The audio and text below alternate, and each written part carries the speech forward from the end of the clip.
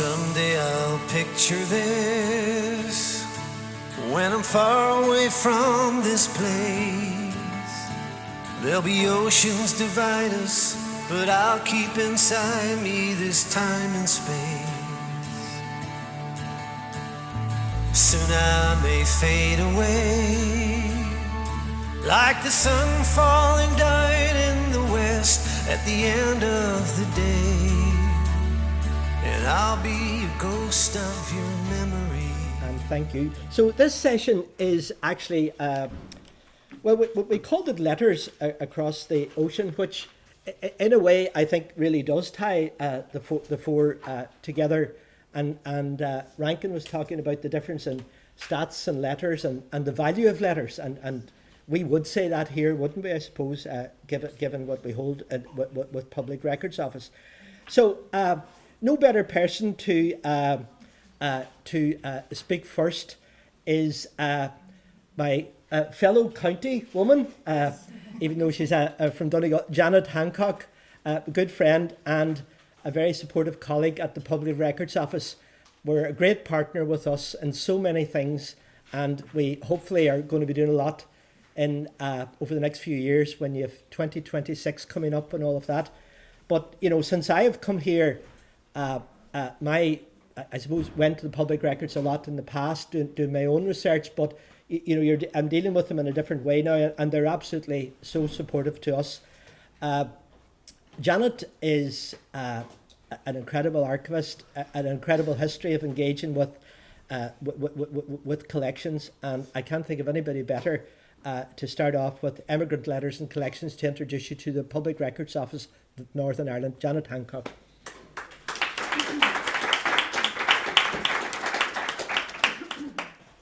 Thank you very much, Liam. It's brilliant. It's delighted to be here. A pleasure to be invited, and hopefully good to see so many of you still here. I know we're getting late in the day.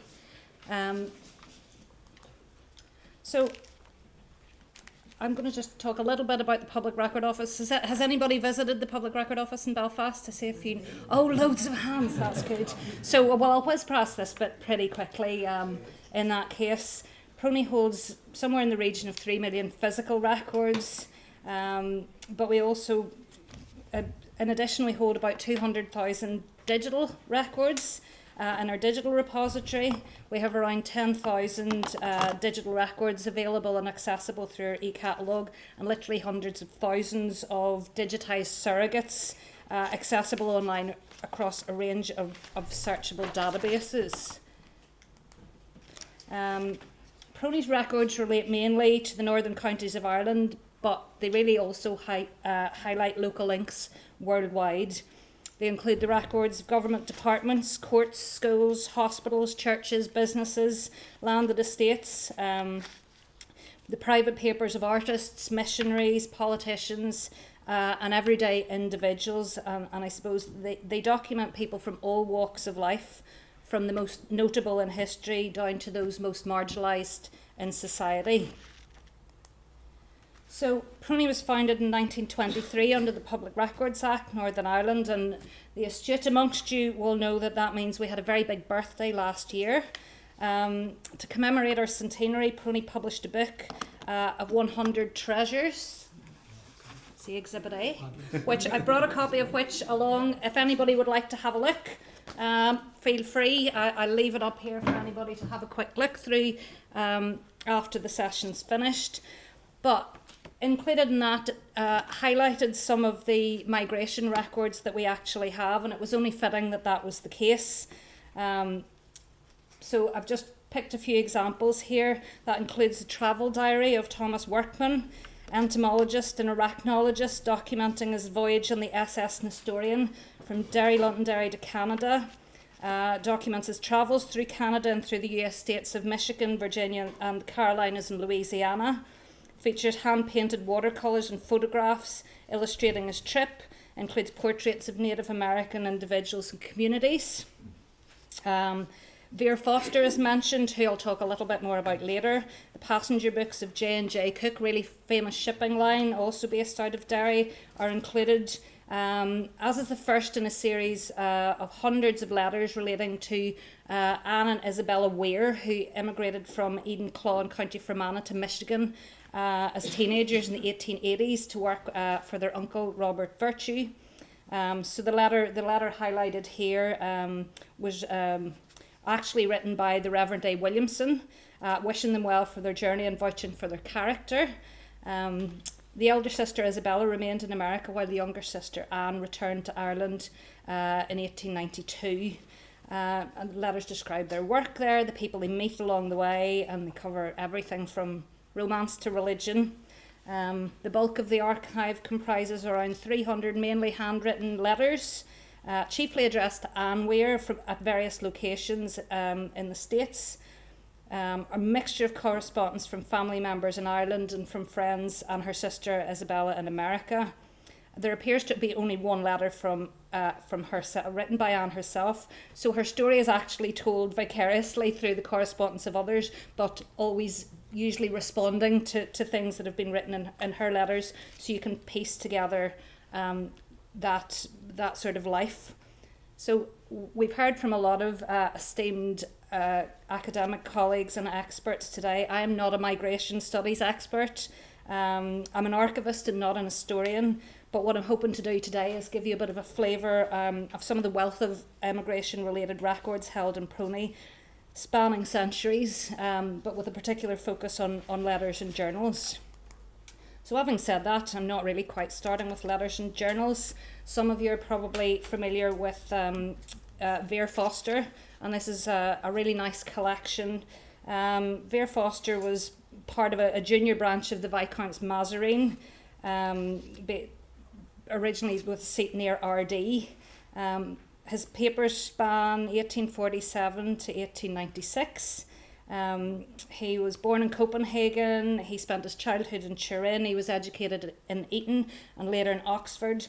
And he visited Ireland for the first time in 1847 to help assist one of his father's tenants to emigrate to America. And when he was there, he toured around Cork and Kerry and Dublin. And this inspired him really to quit a diplomatic career pathway and try and alleviate some of the poverty and suffering that he saw in that tour, which initially he wanted to do through the model farm system, and actually sort of saw this being a land ownership and improving agricultural practice. He never really envisaged emigration as a long-term solution to agricultural problems, but he did see it as an immediate and effective way to alleviate the issues he saw. So Foster became personally involved in immigration by travelling himself as a passenger on the immigrant ship the Washington to New York. And the horrible conditions that he experienced caused him to feed this back to his brother, who had the matter raised in Parliament by their cousin Lord Hobart, an official of the Board of Trade. His virtually annual trips to America and Canada are recorded in a diary and letters to various newspapers and imprinted copies of several lectures given by him. Most of the 500 letters in the section are from clergymen, school teachers and individuals in the west of Ireland applying for financial assistance on behalf of those wishing to emigrate from their particular areas. So, he sort of recognising the dangers facing immigrants on their arrival, he used his trips as a means for collecting information and detailing those in pamphlets, and one of the most famous of which is the Penny Immigrant's Guide, and talked a lot about how people would make their way, and I suppose also in that vein of self-sufficiency, that they would then pass that on and assist others in their journey. I'll not dwell on this too long. William, in his presentation this morning, highlighted the Irish immigration database, and as we're here at the invitation of the Mellon Centre, it would be remiss of me not to talk about the pioneering project undertaken in the 1980s, where staff in Oman Belfast undertook a programme of transcribing immigration records. So just shy of 9,500 of those are sourced from the Public Record Office. And one of the richest seams of that includes the immigrant letters, sort of documenting that human experience of leaving home and travelling, and I think that sometimes what you see in the letters is the length of time between one letter and the next in an era before telephones and internet is a stark reminder of the level of isolation and uncertainty that undoubtedly felt by correspondents on both sides of the water. So really, I'm going to highlight just a few examples, by no means comprehensive and in no particular vein, I suppose, but to highlight that rich tapestry of migrant stories documented at Prony, and just to highlight the inroads where you can search in our catalogue online. You can also search through the Irish Immigrant database, where you'll find lots of transcribed material, and that also then you can see the originals if you visit Prony as well. And the one I've highlighted in this particular slide is a letter from Edward McNally of Middletown to his brother, Captain William McNally, in Portaferry, County Down, in June 8th, 1851. And he leaves Liverpool on the 19th of June, arriving in Philadelphia on the 8th of August. And he says he spent 10 days unsuccessfully looking for work before making the 300-mile journey to Pittsburgh. But he did not have enough money for the full trip, so he began working on the Central Railroad, where he stayed for some time until he had sufficient funds to travel onwards.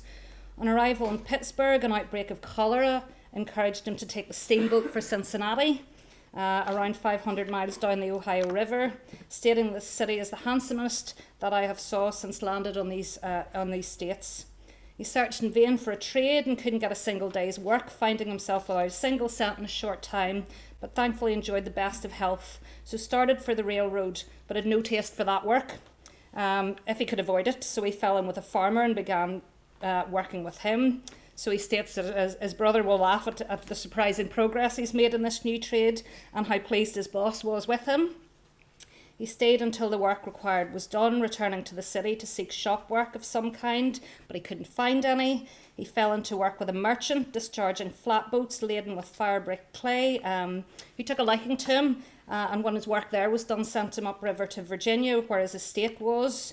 But the boss there didn't take quite such a shine to him, and he found himself out of work again. So he started for Pittsburgh and back onto the Central Railroad.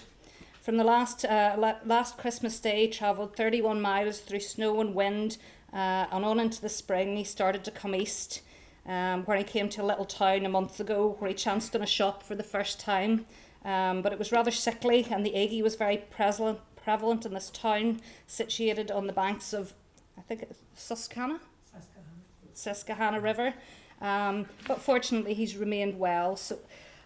And he concludes with a note about, he asks about family at home and concludes with an MB that the shop he's working at in present is a machine shop with a foundry attached, and the wages are £1, 1 shilling per week, with board 9 shillings per week, and if the job will hopefully stand a few months, it'll serve him well. But I thought it was a really nice example of the transitory nature of not quite knowing where you're going and moving around and hopping from maybe one trade to the other and moving from a bit from town to town to find your place in the world, and he's had a lot of different experiences in a really quite short period of time. The next one I'm highlighting is a journal kept by John Moore of Carrickfergus, chronicling his life in America, and this is a nice early one, starting with the 18th century. He emigrated in 1757, and really it charts his leaving from his home place of Larne via Carrickfergus. He talks about the voyage, he talks about seeing whales and porpoise on the way. He's a really eloquent way of writing. He took his sister, he wasn't very enamoured with having to take his sister on this to Encumbrium, but he talks about how they sailed with a fair wind and under the guidance and protection of heaven with 35 passengers on board, and I think it took him 5 months to get there.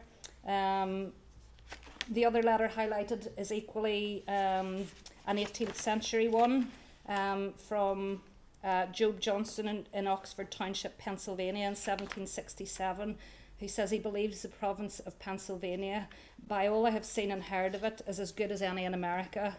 And I've seen all places that I've travelled, an orchard laden with fruit, their very limbs torn to pieces with the weight. So he writes in this beautiful poetic language, almost of this beautiful new world.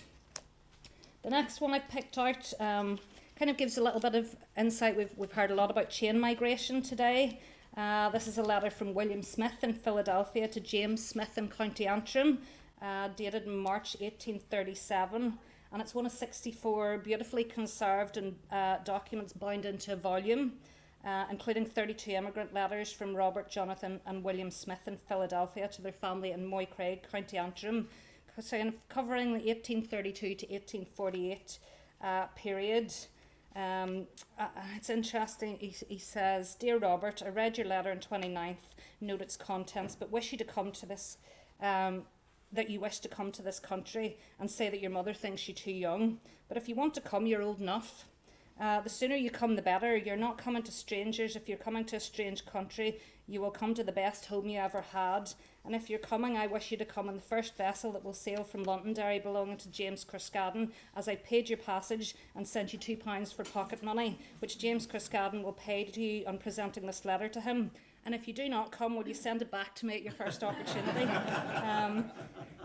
Bring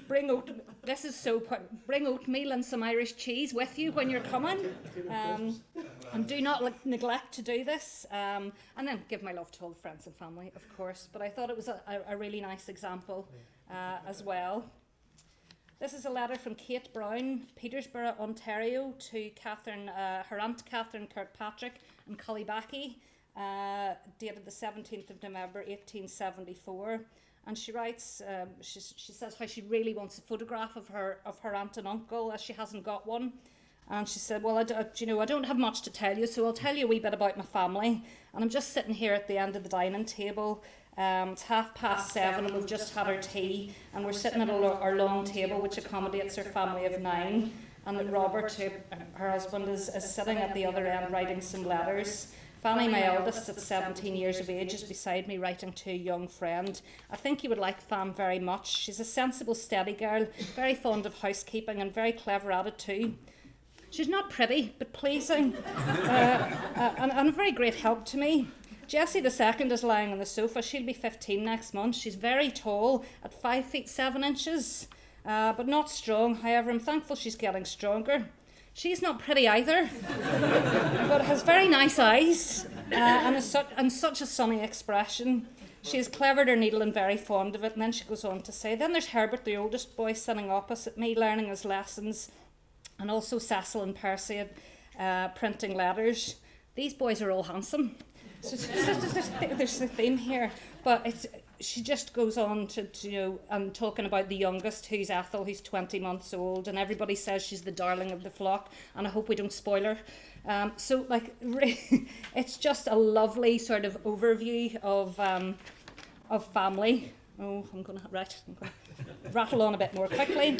This is an example of where letters come in different depositor formats. This is from a solicitor's collection of about 115 in letters from the US and Canada about property and inheritance on both sides of the water. Liam's got the fragments on me here to carry on. Don't feel like that at all. Sorry, I'm only joking. The next one I have is Alex Aiken from Rapid Creek near Iowa to William Patterson in 5 Mile Town, County Tyrone, where he talks about he got to Canada, did not stop long in Canada, only one day. I didn't like the appearance of the country. Besides, land is dear. Improved farms couldn't be got here for less than $8 to $15 per acre. So I came on here to where the country looks more promising. And that's interesting when we talked about the price of land at a ever so slightly earlier today. So he talks about how he managed to, land was hard to get and timber scarce, and he managed to buy 80 acres and he could double his money on it tomorrow. But what I thought was interesting was, but I've made up my mind not to sell till I hear from you, for if Mr. Montgomery gives me a situation worth coming for, I'll sell it and return to 5 Mile Town. So I thought that was really interesting. He talks about how there's money to be made, and a wee note to that homesickness there. If I could, I would rather live in Ireland, despite the money-making opportunities. And to finish the letters, just a very quick set of correspondence, which kind of spans all of the aforementioned topics. This is a bundle of letters from the Andrews family in Ballycrogan, Bangor, County Down, comprising 500 documents with immigrant correspondence from Australia and the States. But the biggest chunk of that is about 320 letters from predominantly between Australia and back from 1883 to 1962, so spanning an 80-year period and multiple generations. You know, from the very first passage over, where they note about the meals on deck, and the food's been very good so far, save for the butter and tea and coffee, which is very bad, and they go on to have a rant about the salt beef as well, which is not good either. There's great amusement every night on the upper deck. They dance and sing every night till late hour, and when they come down to their beds, they crow and bark and mew and make every kind of noise, which greatly amuses a class, but greatly discomforts others. It talks about stopping at Tenerife, where a lot of small boats came alongside with fruit, and they got 20 oranges for a shilling. Again, they talk a bit about the food. They talk a lot about health and weight. But much of the early correspondence is about work and lodgings, and they cite huge, I can't describe how many connections they cite around Victoria and Melbourne and St Kilda and Ballarat and Yakadana, and they give a wealth of information about family connections, both migrants and local community they know in and around, particularly around Victoria, and also at home. You know, for anybody interested in family history and that local history, they talk about Mr Craig from Newry and Mr McCook from Antrim and Sam Jelly from Lisburn and Hugh Shanks and Mr Agnew and Robert and Andrew Byrne. It goes on and on and on, and some of them go into quite detail about how they're a cousin and how they bumped into a cousin they didn't know about. But it also, lots of interesting things. One of the letters talks about an acquaintance they both know from back home, a young lad, and you know what I think we would class today as something between homesickness and probably a bit of depression, and then sort of implores the recipient not to say anything to any of the people back home. But it's really, really poignant about how he's maybe not doing so well and that he's not coping that well so far away from home. So there's some really, really poignant things, and it runs right up to the 1960s, where that family network has moved up north into Queensland. And just very, very quickly, I want to finish on a couple of engagement projects that we've done over the last number of years, working with migrant material. This is part of a Making the Future project, and if you Google Making the Future in Prony, you'll find a really lovely video that a group from Rathfriland worked with Prony and the Nerve Centre to pull together on the story of Catherine O'Hare Schubert, who was born in 1836 in Ballybrick, Clone, County Armagh. She migrated at the age of 16, arriving in Boston in 1851. She married a German immigrant who was a carpenter. He was ambitious. They moved to St Paul, Minnesota. In December 1858, they left St Paul dressed in buffalo robes to make the 560-mile journey north, settling in St Boniface. And they farmed for a while, and she kept store. But Augustus wanted to go to the goldfields in Caribou. So she was the only woman in a group of 150 men who made that treacherous journey. I think they covered something like 2,500 miles in 4 months, hiding the fact that she was 5 months pregnant. Her daughter Rose was born in 1862 in a makeshift tent with some of the Kamloops, as far as they're aware. And this is research pieced together from the British Columbia side and lower, and some documents and letters coming from a range, but it's a fabulous story. They think she was the first white girl to have been born in the interior in British Columbia. She was a school matron, she was an innkeeper. When she sent money back to her family in Ireland regularly across her life, and when she died at the age of 84, in 1918, she had one of the largest funerals in her settling place of Armstrong, and that she was the only woman to have completed that, whilst pregnant, also with 3 young children in tow. So no mean feat. And we don't have a huge amount of photographs of migrant stories in the archives, but these are log cabins in British Columbia from the collection in the 1870s, so really not very long after that journey was made. And the last one, I sort of direct you to have a look at this yourselves as well. This is a recent project we did in partnership with the Mellon Centre here, working with groups of people from here and first and second generation migrants, using immigrant letters as a way to engage in stories and bring out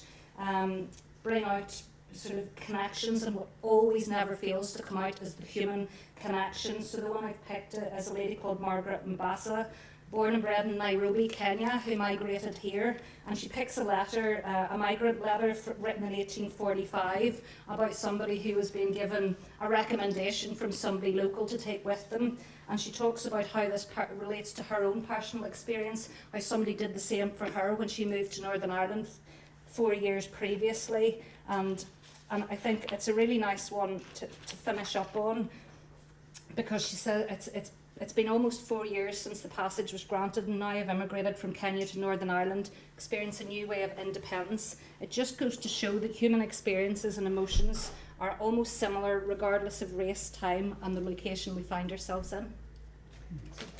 Thank you very much. You've done actually really well. Thank you.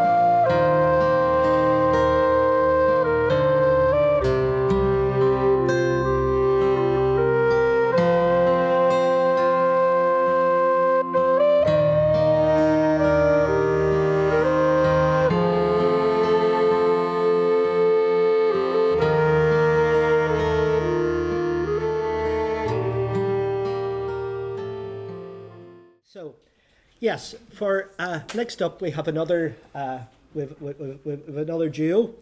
Not a married couple this time, like the last time. Anyway, not that I know of. Anyway, but I'm very pleased to welcome Marie-Louise Rouget and President Breandan McSuibhne from University Galway. I still say NUIG, but it is University of Galway, is it? UCG. Oh, UCG. They don't even know, they're confusing me. But I was very privileged a few weeks or months ago to be asked down by Breandan and Marie-Louise to the launch of their website on Kerby Miller's collection, letter called Imirce.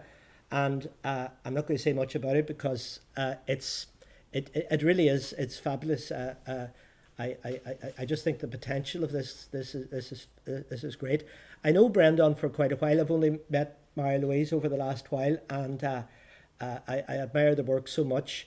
Breandan is a fellow Donegal person who's written a lot about famine and award-winning books, and Marie-Louise, I can't think of anybody better to pull a website together. I just wish we could steal her up here. So I'll let them go ahead.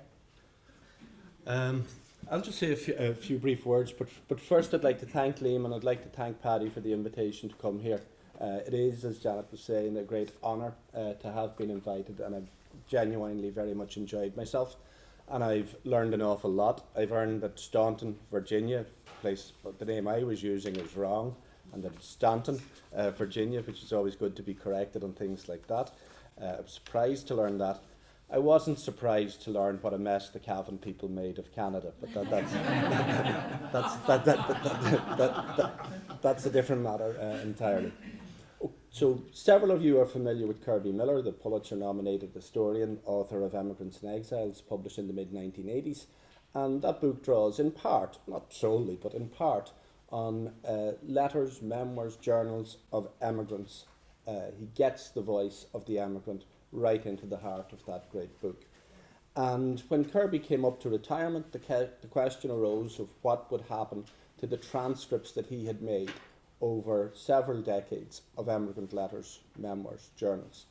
And I and others presented the argument to him that as these materials were sent to Ireland, letters in particular, that it was appropriate that an Irish university be involved in it. And from those conversations, a project arose that had two elements: that the University of Galway would receive Kerby Miller's collection of transcripts of letters, memoirs, diaries and so forth, and his associated research materials, a voluminous collection of research materials. It would preserve them and would make the transcripts of letters and memoirs and so forth available online. So that was the first big commitment. And the second commitment was that the university would continue Kerby's work, by making an appeal for additional material to be added to that database. Okay? And that this project would continue for a number of years to expand and to deepen the database with the addition of additional material. So we have this two-phased or two-winged project that my good friend Marie-Louise Rouget will now tell you about. Thank you.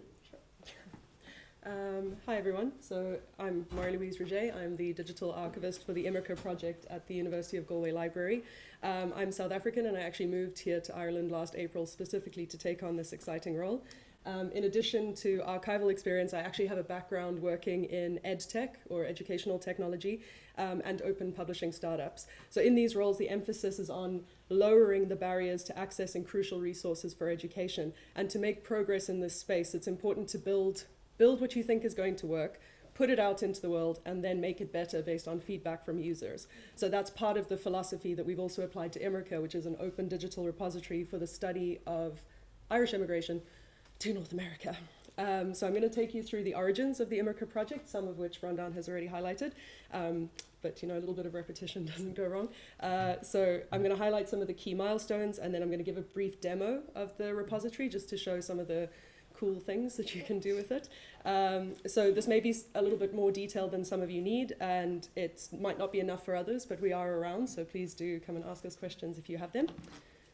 And so what I'm about to talk about obviously begins with Kerby. It could only be possible with his generous donation to the library.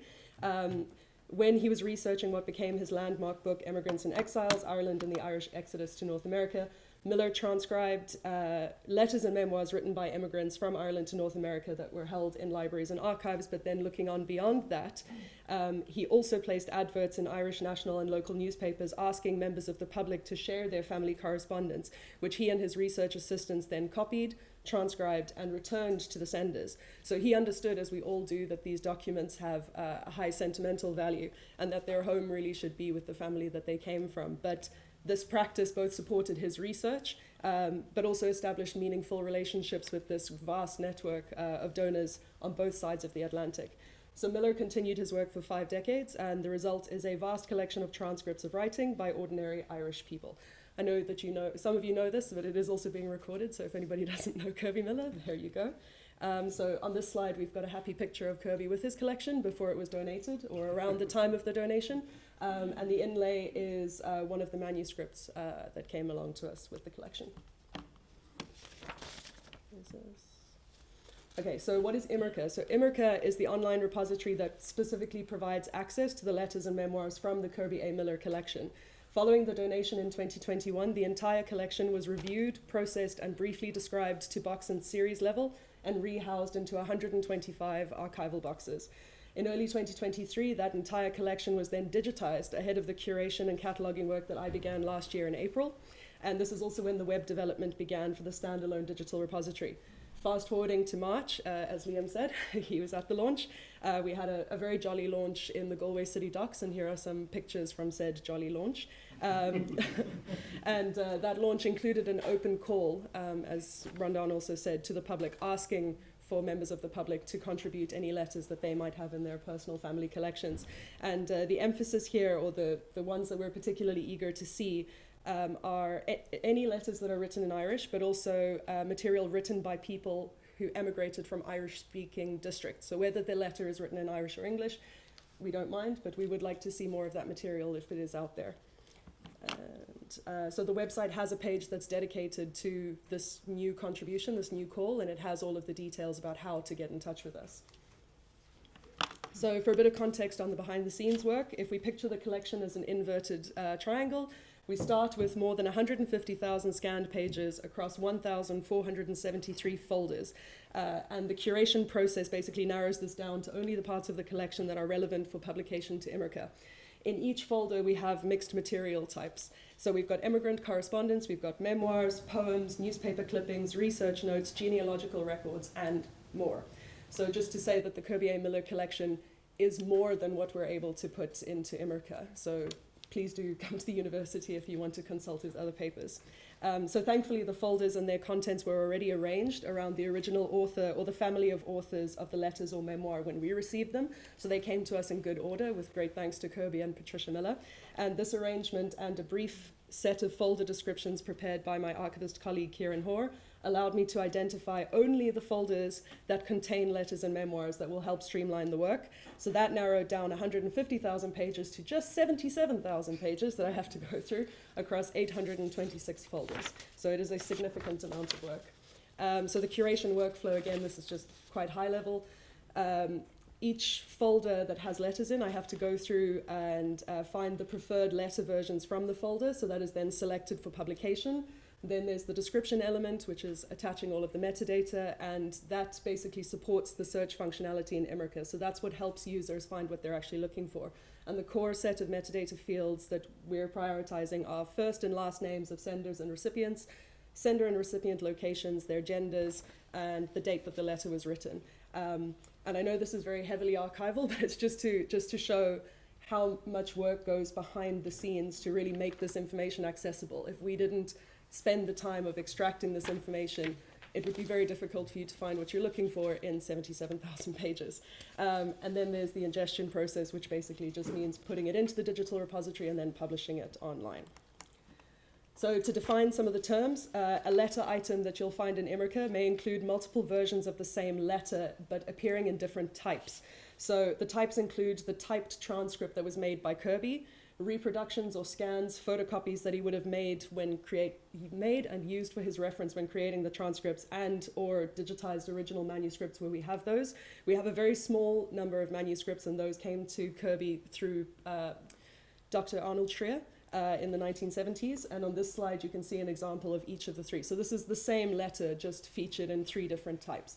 So where we have a transcript only, you will only see the transcript, but if we have a reproduction or if we have a manuscript, we try and bring those together so you can see the same letter in all of those different forms.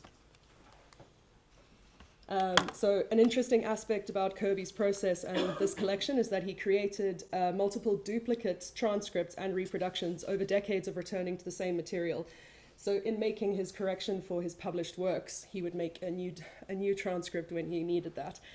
So in addition to identifying these types, so the transcript, the reproduction, and the manuscript, I also work towards finding the most desirable version of these pages, based on a quality criteria that I developed in consultation with my colleagues. And the most desirable versions of the letters support both human reading and machine reading. Again, this might be too much information for some people, but it might be interesting to others, so please bear with me. So machine reading here refers to scanning the letters using OCR technology. So that's what makes the full contents of the letter fully searchable.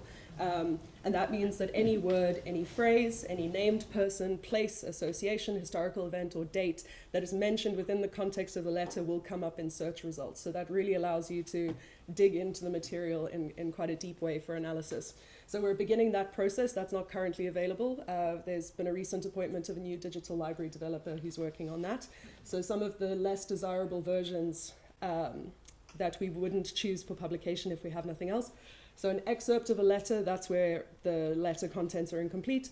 Annotations, meaning there are handwritten notes or corrections on the transcript. So there's an example there on the top right. If we have a version that doesn't have Kerby's notes all over it, we'll definitely select that one for publication. Run-on, meaning just that the same letter, we might have a letter that ends and then another letter that begins. So there you can see at the bottom, this two letters are featured on one page, which makes it a bit difficult when you're searching the database because it might give you multiple search results, but it only amounts to one letter. So we're trying to cut down on that. And then handwritten, meaning the transcript was written by hand and not typed. So that's very difficult for the OCR to scan. And then publication, meaning the version of the letter is a photocopy from a known publication, so there might be copyright infringements there, so we keep those to the side. So with all of that in mind, I'm going to take you through a short demo of the site. So this is where we are after 14 months of working and building the repository and adding the material to it. And is it going to play? Okay, so getting started, visitors to the site can choose to dive directly into the collection. They can read about the project, explore interactive maps, or find out how to contribute. I'm just going to take you through the Explore the Data section. So in this first map, we can see an aggregated view of all letter, sender, and recipient locations plotted on a world map. The bulk of the locations, as expected, lie in the US and Ireland, although there are other locations that have emerged from the materials, including the UK, Europe, Central and South America, the Caribbean, and Australia. So we've included those as well because they are part of Kerby's collection. So the points on the map are sized depending on how many letters come from that particular location. So there you can see there's a high volume from Baltimore, Philadelphia, and New York City. And when you have a look at the Irish side, you can see there's a very high representation from the northern counties, but not very much for the counties to the west, for example. The collection begins in the late 17th century, and it peaks in terms of the volume of letters sent and received over the period of the Great Hunger in the 1840s. Overall, that spread of letters is especially rich in the latter part of the 19th century. The last two maps actually draw the connecting lines between the senders and the recipients across the Atlantic, so you can really see that trajectory, you can see the patterns of migration. And in building Imirce, we've kept both academic users and members of the public in mind. So the site supports very precise queries, but also supports sort of made up desire paths. So we have prompts throughout the site that might lead people down a particular track. Here I'm filtering for letters for Kentucky State, just as an example. And I'm going to open a letter from Kentucky here. So when you open a letter in the repository, this is what it looks like. So we've got pages here that are transcript pages, and we've got pages that are reproductions. In this reproductions case, we can see a page of cross-writing that can be very difficult for a human or a machine to decipher, but we have Kerby to thank for his deciphered transcript. He spent the time, did that for us. So both versions of the letter are there so that you can read the letter's contents, but also see some of the visually distinctive aspects of the original letter. And the letter is shown in a IIIF viewer, which is, it's just the name of it, but it basically means you can manipulate it, you can zoom in, you can view one page or two page or all of the pages, so you can really deep dive into the page. You don't have a static view of it. All right, so coming back to the search page, you can start from a clean slate at any point. You can reset or clear any filters, and you can also choose to navigate the site in Irish or English. Below the search bar, we've included some curated search results. So in this case, we've got a link to letters written by women. We've got a link to letters that were sent or received or have something to do with Canada. And we'll continue to change those as we discover more about the collection. As with the visualization, the filters to the left of the screen allow you to dip into the collection by date, by gender, all sorts of things. But if you have a specific query that you want to ask, the advanced search basically allows you to search across multiple search criteria at one point. So if I'm looking for the surname Whelan and specifically looking for a Staten Island Whelan and specifically within a date range, I can set all of that criteria at one time, send it off, and see what comes up. In this case, there's only one result, right? But to the right there where it says Laylor letters, that indicates the series that it comes from. So even though the letters in the Laylor collection don't all have to do with Whelan, you can go down that track and see what there is interesting to find out. So as I said, the OCR full text search is not available yet, but we do have some search terms that's pulling from some of the metadata fields that already exist. So if you put in the word coal or postcards or potato, I mean, I'm just pulling ones that I sort of put through, but there are key terms that will already pull up results, but going forward, it will be quite a bit more sophisticated than it is now. You can view the letters in a list form or through thumbnails. So here we're looking at postcards, and there might be something that's visually distinctive about one of these postcards that catches your eye. So that might help you sort of discover a part of the collection just based on visual characteristics. And those, okay, basically those postcards, I just wanted to make a comment about the postcards.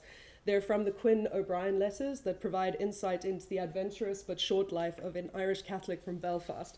So Kerby briefly summarizes his louche trajectory as follows in a fantastic paper that will hopefully be published soon. So this is about this is not about Kerby. This is not about Kerby. This is about Quinn. So he sojourned in Canada, in South America, in New York and Texas, and finally in Hollywood, California, where he worked as an extra in silent films along Charlie Chaplin and other cinema legends. Quinn sought fame and fortune in the Amazon jungle and jazz age Hollywood, but he had an unfortunate propensity for alcohol and violence, and he sometimes operated outside of the law. In 1924, after many dubious adventures, Quinn was arrested in Los Angeles and convicted of burglary, but somehow he managed to escape to Cuba, where he vanished without a trace. So that's just one of the set of letters that you can discover through the collection, but also then Kerby has written a particular paper about this really fascinating character. And all of the postcards were sent to his mother, and they're he leaves in a lot of details that you would think you would leave out when you're writing home to your mother. So it's particularly interesting. So that's the end of the demo, and I just wanted to add that we're moving into phase 2 of web development, so there are going to be some improvements to the visualizations, and we're also going to be making a couple of other enhancements across the site, and yeah, those will be announced in the fullness of time. But since the launch, we've had a couple of wins that I'd just like to highlight here. So we've had more than 30 media mentions for Imirce across local and international media outlets, including RTE, both TV and radio, TG Cara, The Guardian, the Irish Daily Mail, and the Irish Independent. So the call that we put out for new contributions and that amplification that we receive from the media has resulted in 33 new donors reaching out, saying that they want to contribute letters from their own family collections to Imirce. And this number continues to grow because the most recent web form submission actually came in this week. And that represents a possible 1,300 new letters that can come into the collection and be included in Imirce. So I'm going to begin processing those letters towards the latter part of this year. I still have a bit more to go on Kerby's letters and Kerby's memoirs. So since the launch, we've received approximately 10,000 page views every month. And in addition to that, the library has been inundated with phone calls and emails asking for more information. So overwhelmingly, the response has been extremely positive, and it seems like we're doing something right, basically. But you have to imagine a chorus line of colleagues behind me. This is not just me. It's Breandan, it's Dan Carey, David Kelly, Katrina Cannon, Aisling Keane, Kieran Hoare, Dr. Killian Joy. The list goes on and on. John Cox, loads and loads and loads. Do I have a minute? One last thing? Yeah, okay. And you want a minute? Oh, okay. 1 minute. 1 minute. 1 minute. Okay. It's really just to say that, so as Janet was saying, so I'm an archivist, not a historian, but these letters are incredibly gripping. As soon as you look at one of them, it just spirals into more and more and more. They're endlessly fascinating. But basically there are the melancholy letters, so people writing home saying that they've been forgotten or they feel like they've been forgotten. Sorry, I've got a bit of hay fever. My throat is drying up. Triumphant letters that announce marriages or births, or moves to new places and new opportunities. But there's also the ones that I find particularly interesting are the ones that hold grudges. So even though people are so far away, they're still writing home about these things that they cannot let go of. So just that connection across, oceans, and that family connection just endures. But yeah, thank you very much for your time.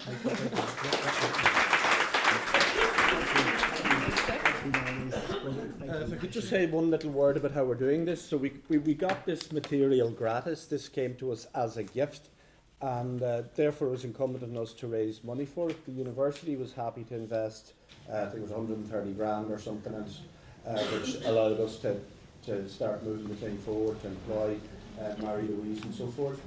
The Department of Culture, it's got a much bigger name, but the Department of Culture in the South was happy to come on board and give us a grant to sort of start to fill some lacunae in the Miller collection.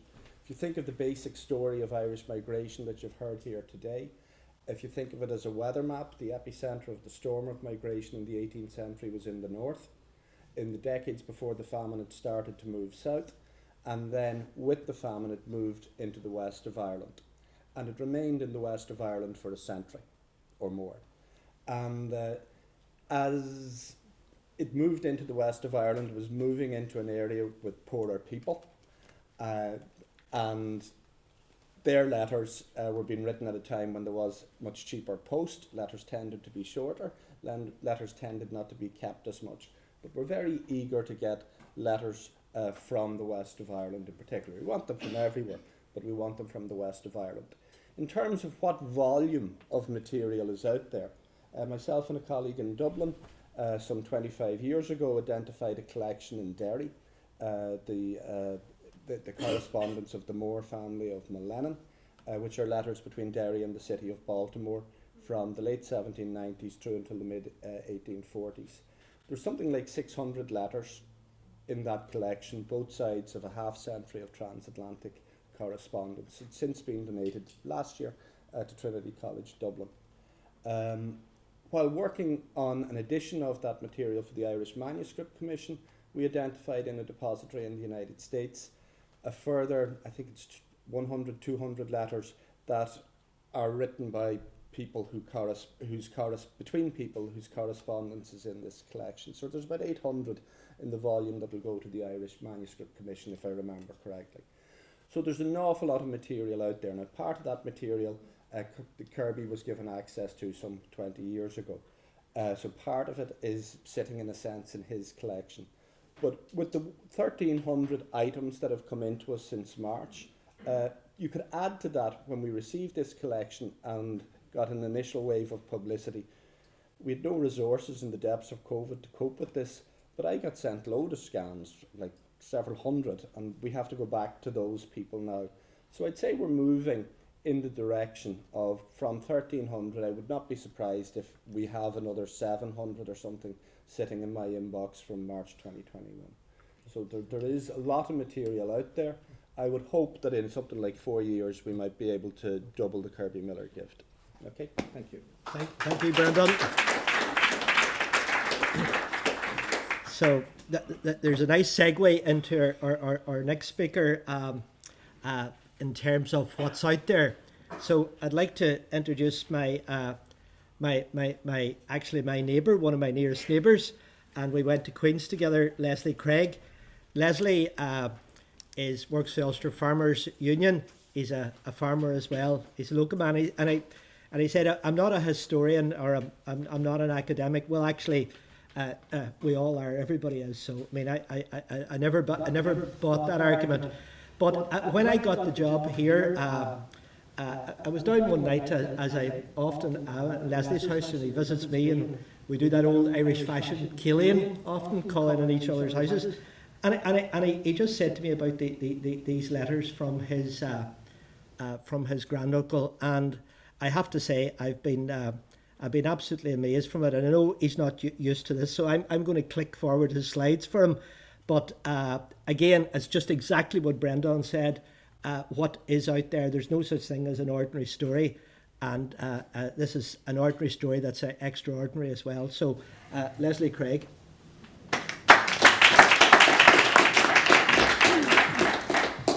Thank you, Liam, and I'll let you, maybe if you can lift that and operate it from there, can I can do it. That's okay. I'm like Paddy, the IT, I think it's my age, so I'll let Liam do it. Yeah, we've known each other over 20 years, and we done an MSc together in Queen's a long time ago. I think if you go to the first, the family group photo. Yeah. I suppose all history is local, and this photograph is actually taken quite locally, albeit quite a while ago. It's the Presbyterian manse, the greenhouse, the little garden behind it, where the Presbyterian manse exists yet, in Sion Mills, 9 miles from here. And my connection, if you like, this man here, the Reverend Matthew Neal, was the Presbyterian minister in Sion Mills for 45 years, from 1885 to his death in 1926. He had 2 sons and 3 daughters. The youngest woman in the photograph is my dad's mum, my paternal grandmother, Christina Kennedy Neal. Chris, I remember as quite an old lady. She died in 1969 when I was 8 years old. There, giving away my age. somebody defined, I don't wear a clerical collar, you'll see the preponderance clerical collars here. Somebody defined Presbyterianism as religious observance of the Sabbath. They hold on to everything and everything else as well, maybe. So she was the youngest of the family. She had 2 elder brothers and 2 elder sisters. Both the elder sisters, Samuelina, Lena, and Lavinia, Samuelina and Lavinia, being married clergymen. My grandmother escaped the clutches of the clergy and married my grandfather, a farmer, in 1924. And I've her to thank for all these letters, and in fact, when she got engaged in August 23, her and my grandfather wrote letters to each other every day. And my wife sort of thought, this is so romantic, you know. Now, marriage was definitely the cure for all that. Probably, you know, my excuse is they were living together, you know. Then, she actually, well-educated family. She herself went to a prestigious sort of cookery school in Edinburgh and was a domestic science teacher in Dundee until her marriage. The man I really want to talk about here is the fellow on the extreme right here, her elder brother. She was born in 1889. Matthew Craig Neil, born 25th of January 1885. If we go on to probably the next one.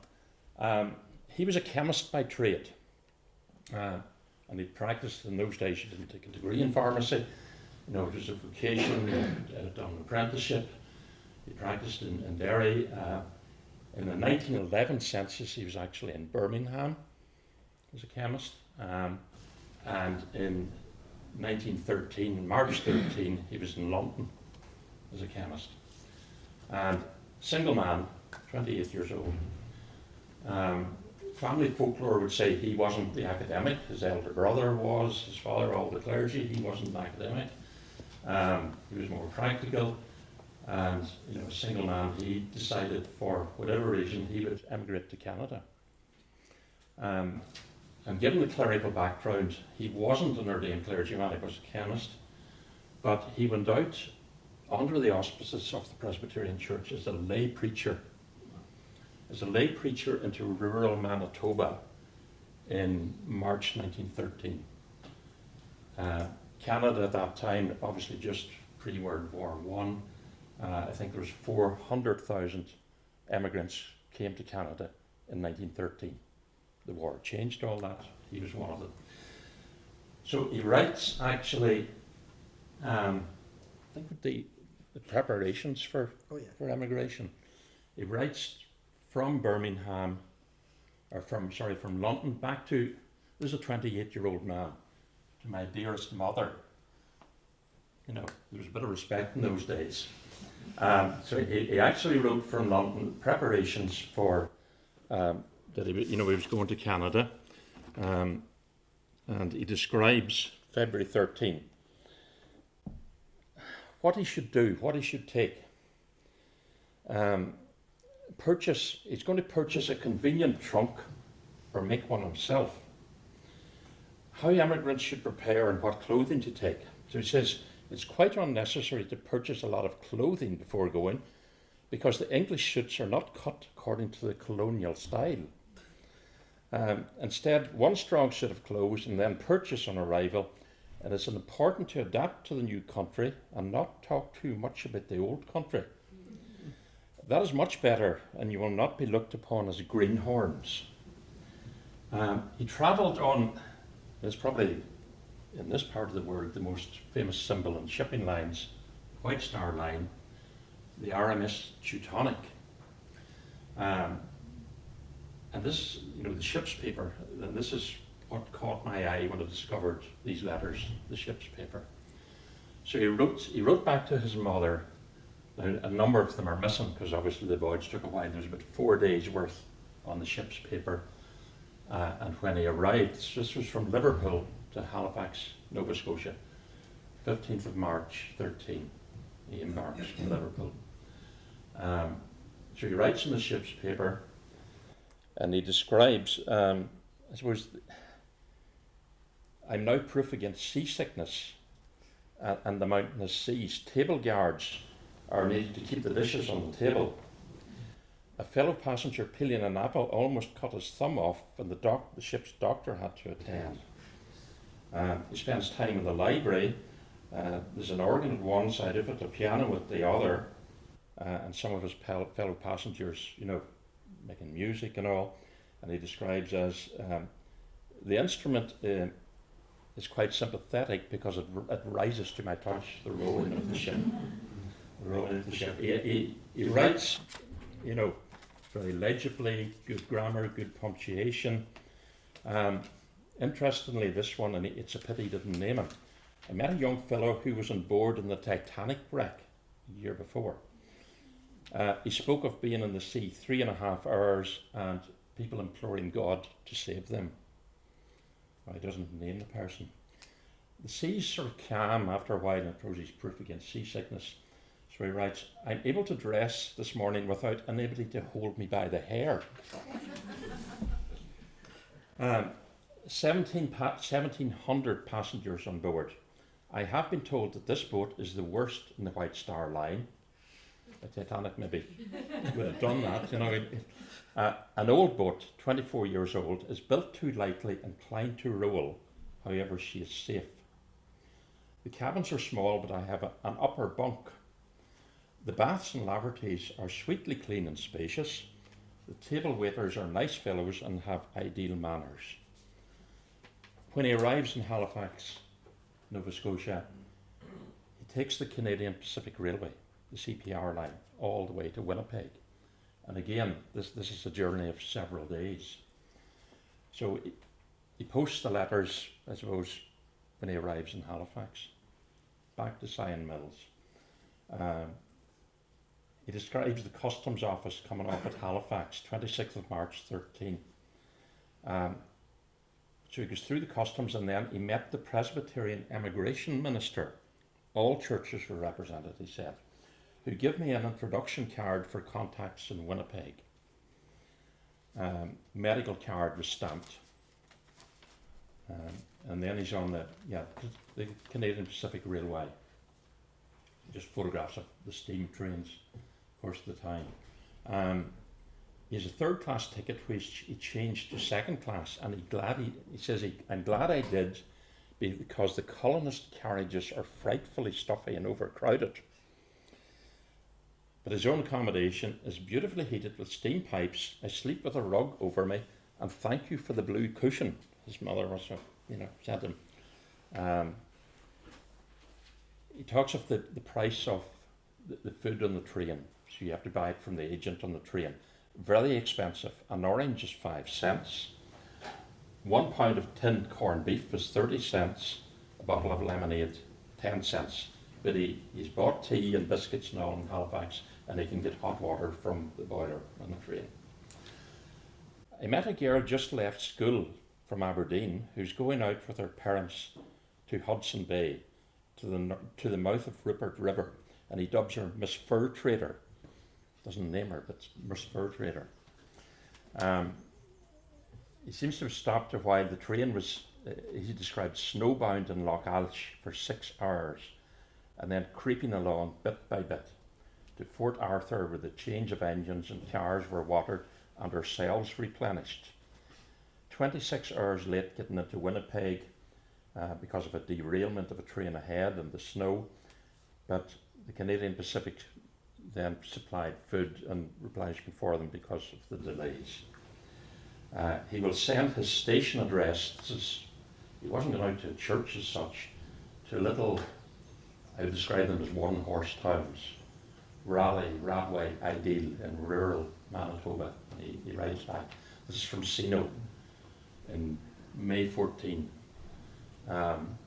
Writing back, he describes his pastoral visits. Now, of course, no cars or anything. And in fact, maybe the church authorities thought, well, how will you do? We'll see how you get on. Not even a horse. He was walking to go to pastoral visits. around those little villages, those little towns. He talks of meeting people called Shaw in a little wooden hut far out in the prairie. Poor Mrs. Shaw doesn't care much for Canada. This is hard on middle-aged folk coming out here after having a comfortable home in England. But a beggar at home is a king out here. Tell father I have met some grand old farmers who tell me we need men like you in the West. So he's doing his pastoral visits. He avoids sort of the main heat of the day, July, August, which will be very warm in Manitoba. He talks about mosquitoes and flies, and he's becoming inoculated, he says, because he doesn't swell up as much as he used to. And because of avoiding the main heat of the day, he's out doing pastoral visits in the evenings. He says the farmers are busy making hay, but I get on very well with their wives, particularly around tea time. So he gets lost. I'm following a wagon trail in it till it grew faint. And I came across an Icelander's house.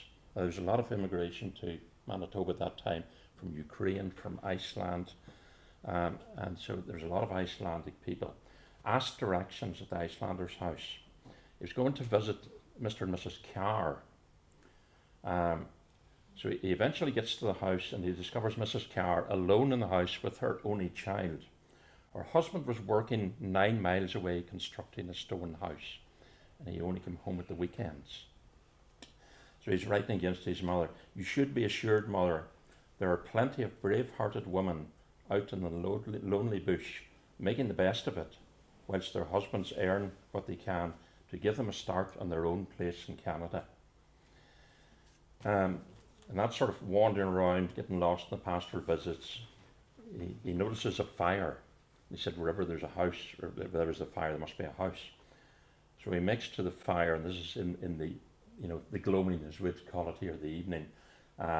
Smudge fire, roots, grass, thick smoke to keep flies and horses clear of flies. He gets directions to purchase a horse and rig from the church. He complains then, very difficult to get anybody to give a judgment on a horse. People are scared of spoiling the sale, and gets back to the seller. The horse is lame. He was sold as a sound horse. I'm going to take him back. He'll have to take him back. So that lasts until, I suppose, end of 2014. And then, of course, First World War. He's back in Winnipeg. And he joins really the militia at that stage. He was a chemist by trade. In January 15, this is a delicate matter for any gentleman, particularly for him. Out of the blue, epidemis, if you know where your epidemis is, left groin, swelling, infection, days before antibiotics, 6 months in hospital in Vancouver. When he gets out of that, he joins, because he was chemist, the 10th Field, the Canadian Army Medical Corps, the 10th Field Ambulance. You might have thought you had enough, maybe, but so this is him up here. Sergeant, the 10th Field Ambulance.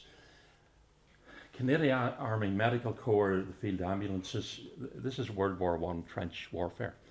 He goes to France on the Scandinavian, a troop ship, and he serves in France and Belgium for practically 2 years.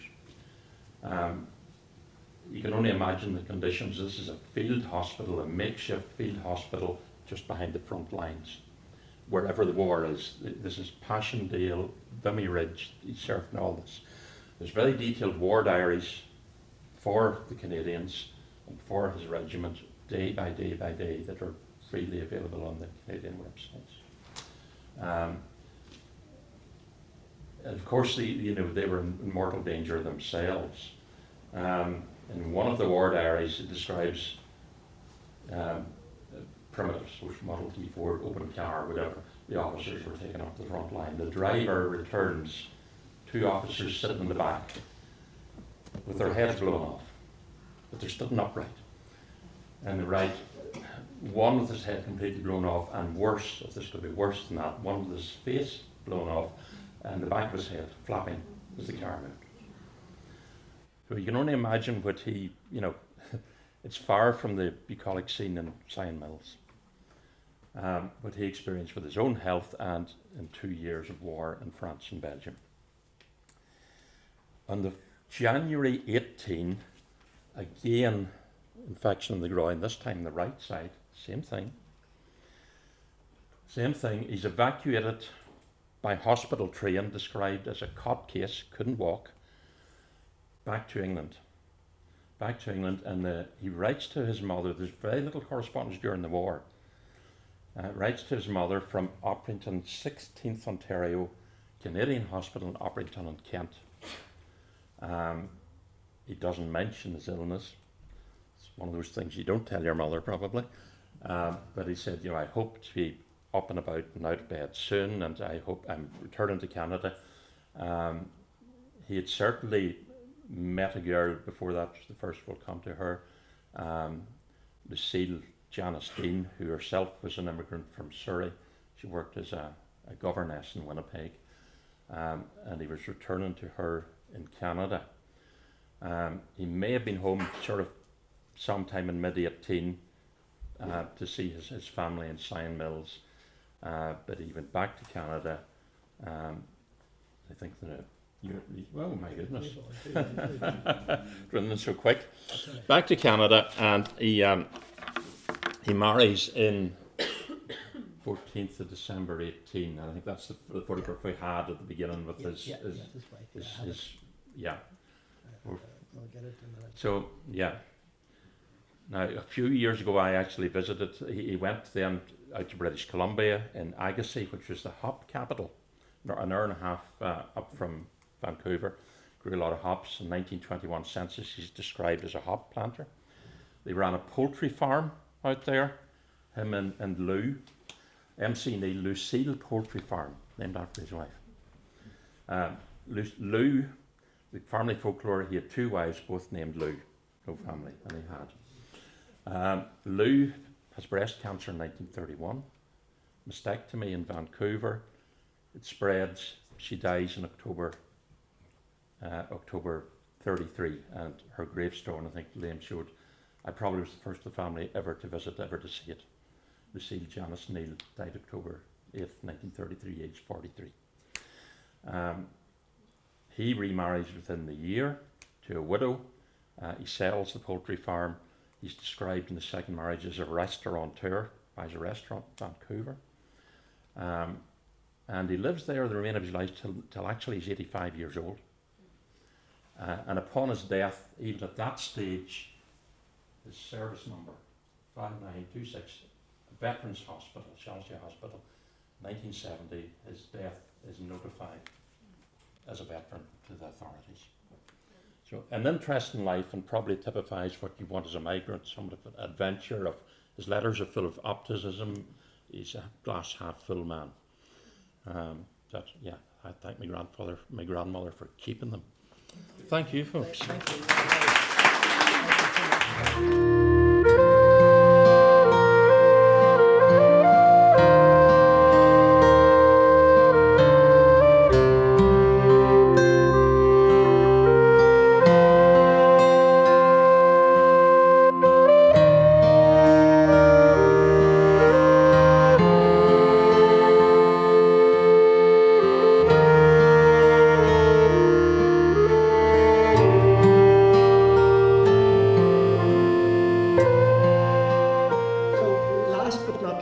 Sorry for keeping you, Angela, and you're very generous. I've come up the whole way from Trim. I'd like to introduce Dr. Angela Byrne. Angela works for the Royal Irish Academy in the Dictionary of Irish Biography. She's a very accomplished author, very interested in so many things, and interested in Russia. She previously worked at the Department of Foreign Affairs with some of my own family who speak very highly of her, but has joined Royal Irish Academy. So Department of Foreign Affairs losses, Royal Irish Academy's gain. But given all her writing and her research, Angela, again, a bit like Leslie, brings it back because it's letters across the ocean. It's a family story, and it's a family history of migration from South Donegal. So I'd like to bring Angela up, please. Thank you.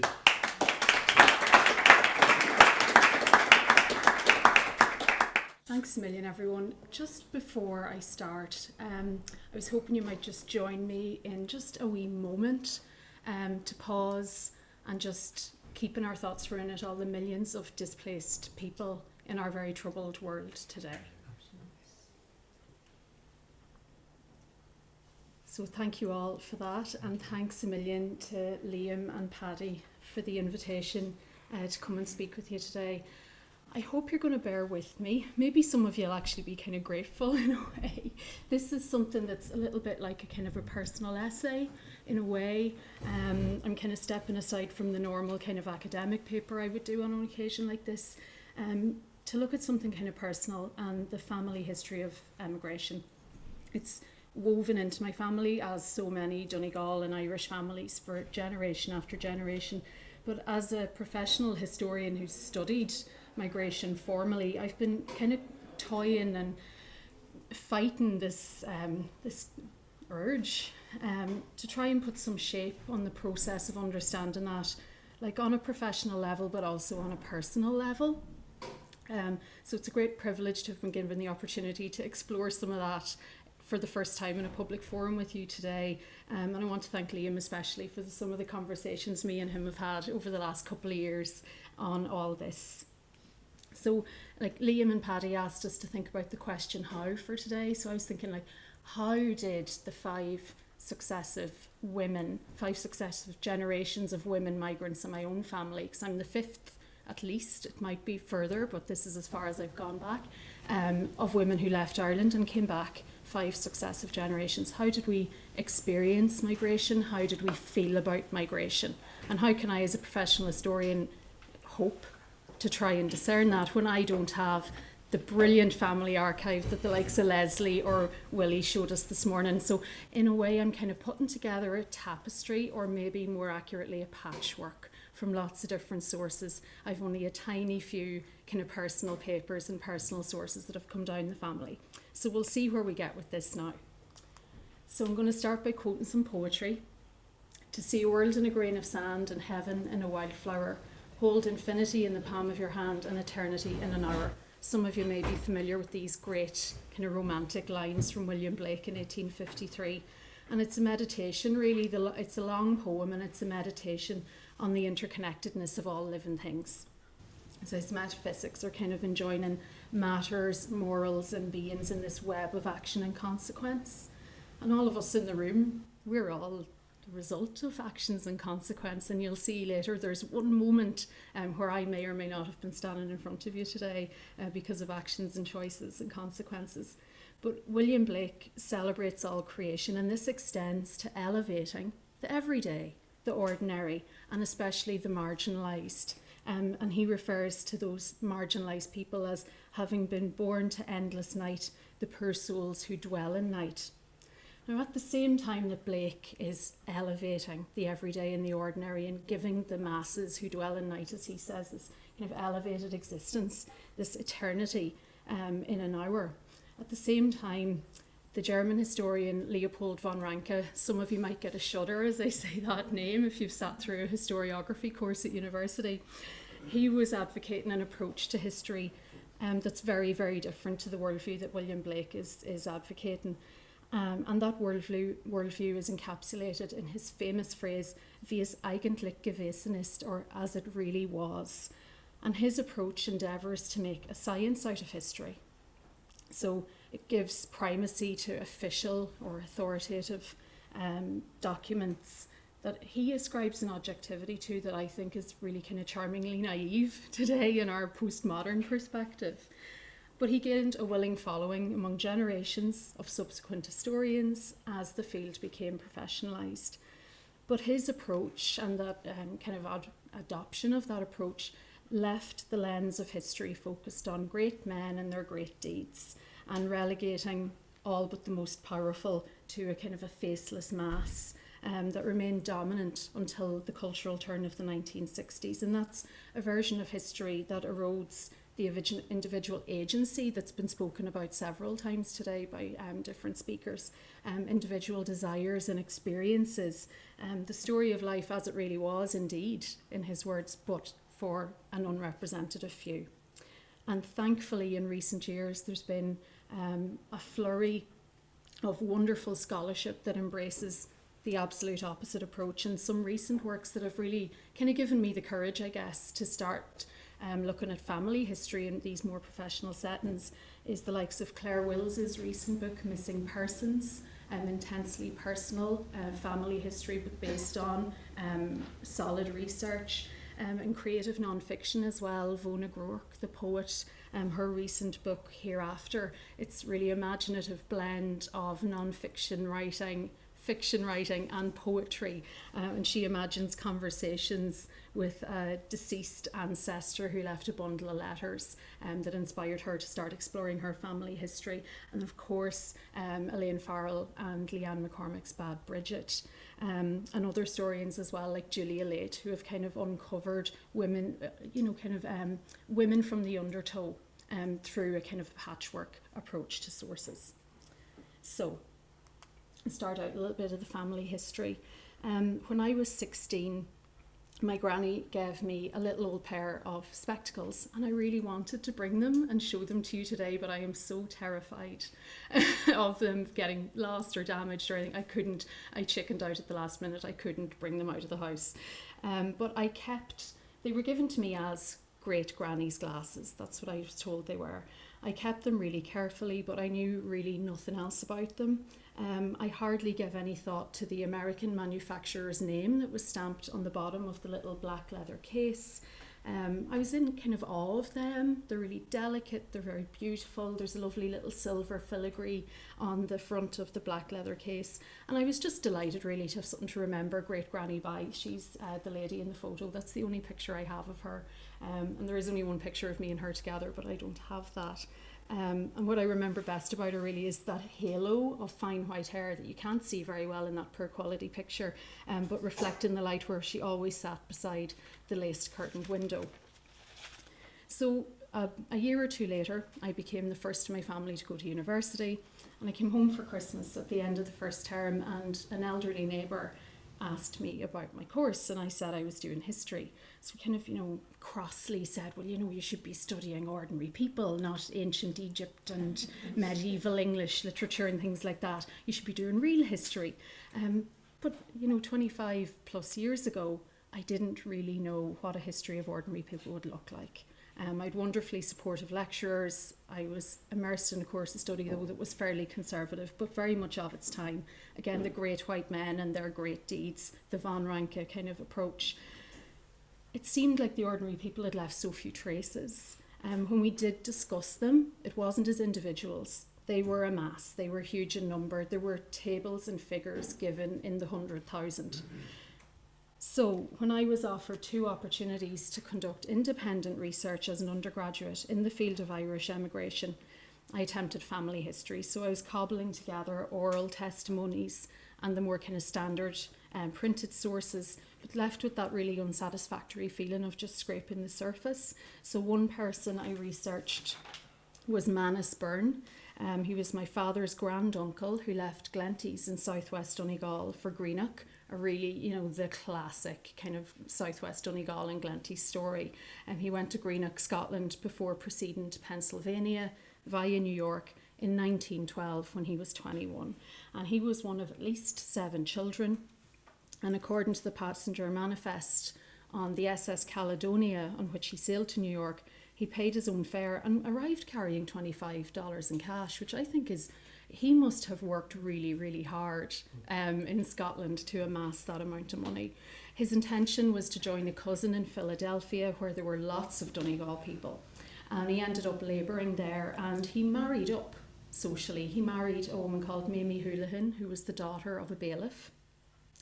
And Manus lived out his days in relatively humble way until he died there in 1964. But his story was kind of like fairly well remembered on that side of the family. A lot of the men's stories were actually, except for the one uncle who had gone to Scotland and then joined the British Army, his story wasn't celebrated quite so well. And you know, we're going back to the early 2000s here, prior to kind of a slight shift in how we spoke about Irish participation in the First World War. There was just a bit less enthusiasm about claiming his story. But when it came to the women, right, where were they? And most of you in the room will be familiar with the statistics, but for those who aren't, or who might be listening back later, in the years 1891 to 1905, 53 to 55% of all migrants from Irish ports were women. From the end of the famine until independence, the median age was 21. The majority were unmarried and under the age of 30. And in the 1890s, only 16% of the Irish who relocated to the US were married.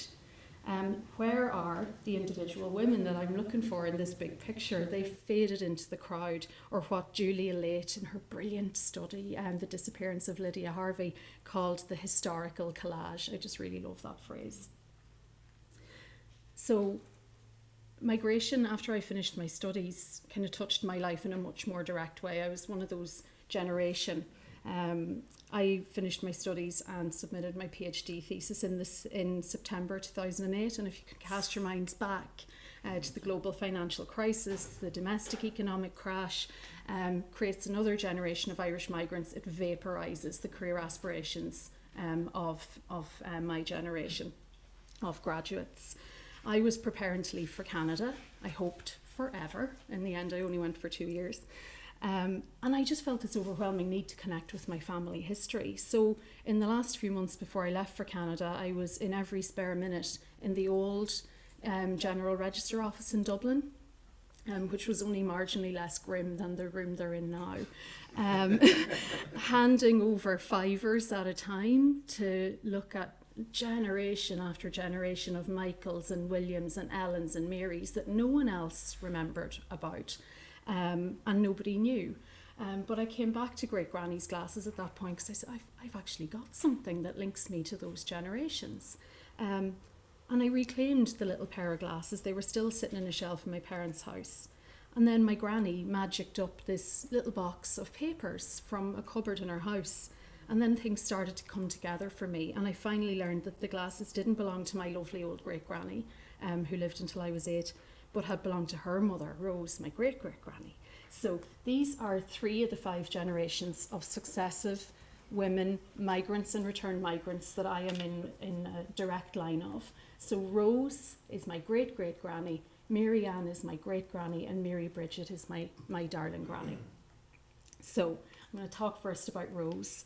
She was born in October 1867 in the Blue Stack Mountains in southwest Donegal, where that red dot is on the map. She was one of 10 children born to Cornelis and Mary Brogan, and she was raised in a 2-room cottage. Only 6 of their 10 children survived to adulthood. And as the daughter of a very small farmer, Rose had few options or opportunities. So in August 1893, at the age of 26, she walked, probably, the 5 miles to the railway station in Donegal town, got a train to Derry and sailed to New York. And what's so wonderful is that one of the pieces of paper Granny had in that shoebox was this, which is Rose's embarkation card for when she sailed to New York. I still remember so clearly, 15 years later, the thrill of holding that. Just absolutely magical. So she sailed on the SS City of Rome. And like almost everybody else on board the ship, she sailed with one case and passenger manifests, just the most wonderful thing. You just learn so much, you get so many insights. And the passenger manifest for that sailing recorded her name misspelt, but it was very definitely her, and thankfully able to corroborate it with her embarkation card. Of the 220 passengers that boarded the vessel in Derry and Moville, 119 were Irish women.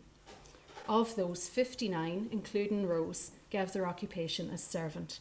And this was the norm, as many of you will know, for those women who ended up on the US East Coast. In 1900, 60% of all Irish women in New York were working as domestic servants. The majority of women aboard the SS City of Rome, 5/6 of them, or 90 in number, appear to have been travelling unaccompanied insofar as it's possible to tell from the manifest.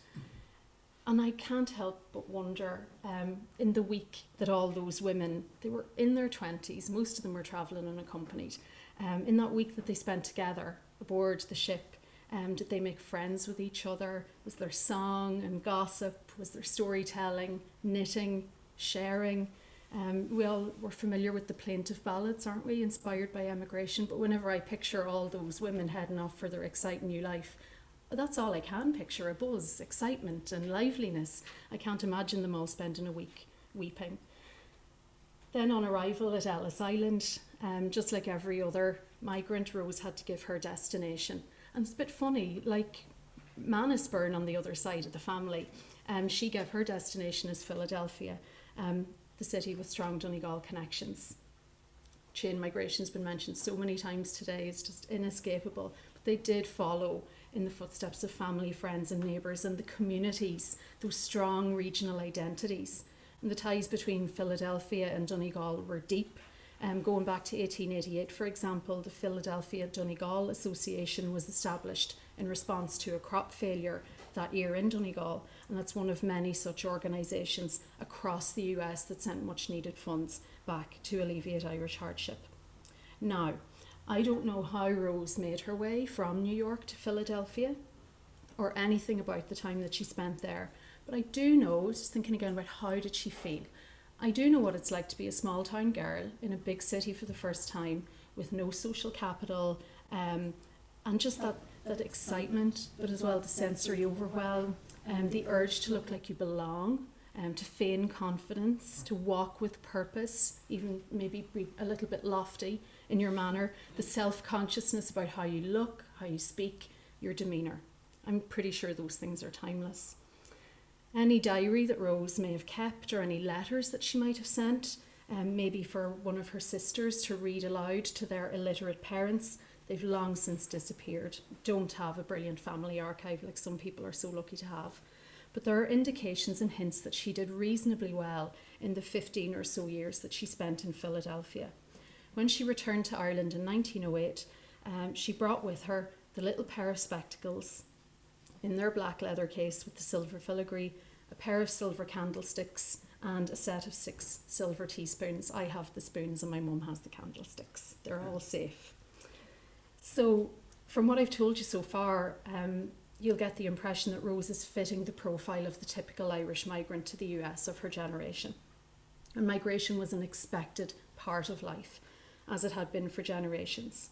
But in returning to her home place, Rose was in a minority, a tiny minority that has been estimated at different times to be as low as 2%. And I'll never know for sure what brought her back, but I can speculate. I can look at family dynamics. So in 1901, when Rose is still away, her siblings Con, Bridget and Cassie are living together with their parents in the tiny 2-roomed family home. But by 1911, Rose, her husband and her infant daughter had taken their places. So there's a big change in the family in that period. In between, Rose's father writes his will in January 1908. And this again was in that box of papers that Granny magicked up one day.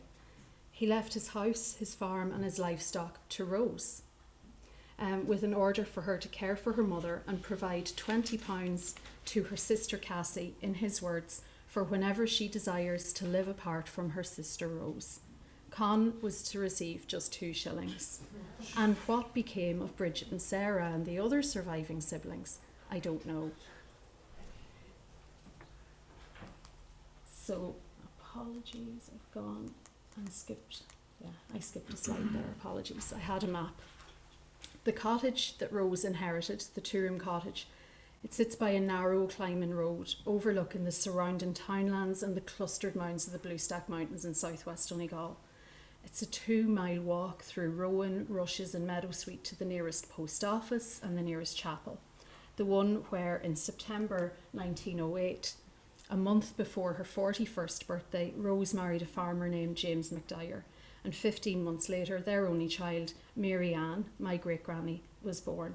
And again, Rose is representative. Irish women at the time had the highest age of first marriage in Europe, and a quarter of Rose's generation never married at all. So that's their marriage certificate, again the original in family possession. In 1911, the census tells us Rose was the only literate person in her 3-generation household. And I like to imagine her pausing from a demanding day's work on their small farm, fetching water, so much physical work, to perch the little spectacles on her nose and maybe read aloud a letter that another emigrant had sent home to a neighbour. And her literacy certainly seems to have been important to her, not only because she treasured her wee spectacles, she kept papers in a way that nobody else on either side of the family has done. So she kept her ticket to New York. She kept a prescription dated Philadelphia 1901. It's illegible to me. If anyone can read medical script, that would make my day. She kept her father's will, her marriage certificate, a vaccination cert for her own little daughter, and bizarrely, one for her elder brother Con that's dated 1866. These papers and the glasses, to me, when you look at them together, they're evidence of learning and of understanding and of self-improvement. And I think her daughter and her granddaughter, who both knew her, understood those parts of Rose's character well enough to honour her memory by continuing to keep those things safe on her behalf. And to think as well about how space was made for learning in the gruelling everyday of their small farming life. Rose's daughter, Mary-Anne, went to school. And there are 2 dots on that map. They're as far away I could zoom out with the map still making sense, basically. On the very far top corner is where the house is, and in the very far bottom corner is where the school is. It's a few miles walk to the school every day, but space was made for that in their gruelling every day. Mary-Anne went, as did her daughter, Mary Bridget after her, and Mary Margaret after her. So there's a reverence for learning, I like to think, imprinted on the female bloodline and embodied in treasures, like my granny and her sister's little prayer book, that's also been given to me for safekeeping. It was published in 1924. It's a really delicate little paperback. I don't like to touch or open it too often. The pages are like tissue, and you could just maybe, if you've got good eyesight, make out the signatures of my granny and her sister in pencil at the top of that page, but honestly it's so fragile. Now Rose's daughter Mary-Anne, I'm going to hold that for a second, almost certainly knew the painful sensations associated with emigration. At 25 she married a 40-year-old farmer at whose insistence they moved to London, where poverty, overcrowded and unsanitary housing dominated life. Within 3 weeks of the outbreak of World War II, their 3rd child, Mary Bridget, my granny, was born. So Mary-Anne very quickly moves back to Donegal with the 3 children. The story that was passed in the family was that she had never wanted to go to London in the first place, and she almost welcomed the opportunity to say, it's not safe here anymore, I'm taking the kids back to Donegal. But her parents were also ageing, which may have been another motivating factor. Her mother died shortly afterwards in December 1939, so that's Rose. And Mary-Anne's estranged husband died in London in spring 1940. I managed to find his death certificate after quite a bit of searching. He died of exposure, and so that tells you something about the lifestyle that he had after being left behind in London without his wife. He obviously wasn't very good at caring for himself. So Mary-Anne raised her children alone, now a widow, in the little mountainside cottage, supporting herself by sprigging, that quintessentially, particularly South Donegal craft, and that's a tradition of South Donegal that I feel extremely proud of. And this is one example of her work. She was known as a very good sprigger. It's a form of embroidery for anyone who doesn't know. That's one example of her work that we still have. So just to remind you again of the pattern of the people we're talking about here. I'm going to go on now to Mary Bridget, who's the 3rd successive one in the line. The back and forth of relocation just going on down through the successive generations. So this is my London-born granny, Mary Bridget. She returned to London as a teenager, having spent her childhood in Donegal. And this was her on her wedding day. Didn't she just sparkle? I love that photo. She stayed with her godparents there until she found her feet. She was in her early teens when she went back to London by herself. She proudly told me how she never shared her rented accommodation. She always rented on her own. She worked alternately as a cleaner, a hospital cook and an ice cream vendor in a cinema. She was also a talented fiddle player in the Donegal vernacular and was a fixture at parties and ceilidh in North London.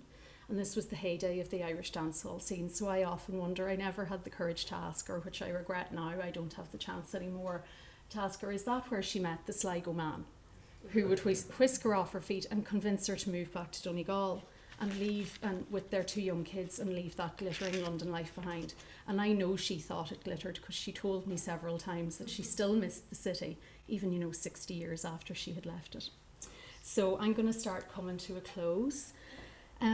What I think about probably more often than is healthy is the fact that I have held the hands of Rose's daughter, Mary-Anne, and her granddaughter, Mary Bridget. And, they had both held her hand in life. And Rose was born to survivors of the Great Famine. So I'm just a hand's touch away from that experience. And I think about that quite a lot. And Rose and I as well, sitting, as I see it, at either end of a continuum, bookending 5 successive generations of Irish women migrants, woven together by a shared experience of crossing and recrossing oceans, seeking opportunity or maybe adventure, maybe following their hearts, and familial obligation. And then it's so impossible when you're so invested in that story and it becomes interwoven with your own experience to try and disentangle the individual human imperatives from the massive statistics and the bigger picture. So I work at a desk. I'm the first in my family to do that. I hold Rose's glasses and I find myself thinking about the grains of sand that made them, and it takes us back to the poetry that I read at the start, the grains of sand. The rocks are washed by the rainfall, it casts fragments and particles, they flow downstream to the sea, a speck of unknowable origin coalesces with hundreds of billions of others in massive deposits, and the unique composition and features of each one is indistinguishable, even as they give colour and texture to the whole. And this is much like Leopold von Ranke's positioning of the poor and the illiterate and the marginalised. So Rose's spectacles give life to my received view of my family history. They refocused my sights on the female line, away from the fixation with shared patriarchal surnames, but into the recognition of the threads of shared experience. So I'm going to leave that there. Thank you so much. Someday I'll picture this when I'm far away from this place. There'll be oceans divide us, but I'll keep inside me this time and space. Soon I may fade away, like the sun falling down in the west at the end of the day. And I'll be a ghost of your memory. Some say the heartbeat and soul of this land are like waves that wash on the shore. But the blood in my veins pushes me to believe there has to be something more. Now is the hour, now is the day. We take what we gather and set on our way, and hope for what's better, that's what people say. But words can't do nothing to keep tears away. We'll come by the mountains, cross over the streams, walk in the footsteps of others who've dreamed. Take your bag from the fire, your coat by the door, keep a light in the window, home, to find our way home.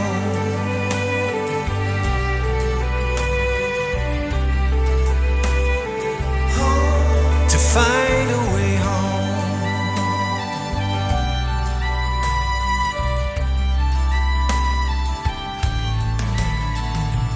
One day I'll learn to breathe, far away from these rolling seas, and I'll pray time erases and heartache it eases its chains on me. It could be London, Glasgow or New pass me by on the street, like a word on the page, fading with age, that I've written but no one will read. Now is the hour, now is the day, we take what we gather and set on our way. And hope for what's better, that's what people say, but words can't do nothing to keep tears away. Come by the mountains, cross over the streams, walk in the footsteps of others who've dreamed. Take your bag from the fire, your coat from the door, keep a light in the window. Take your bag from the fire,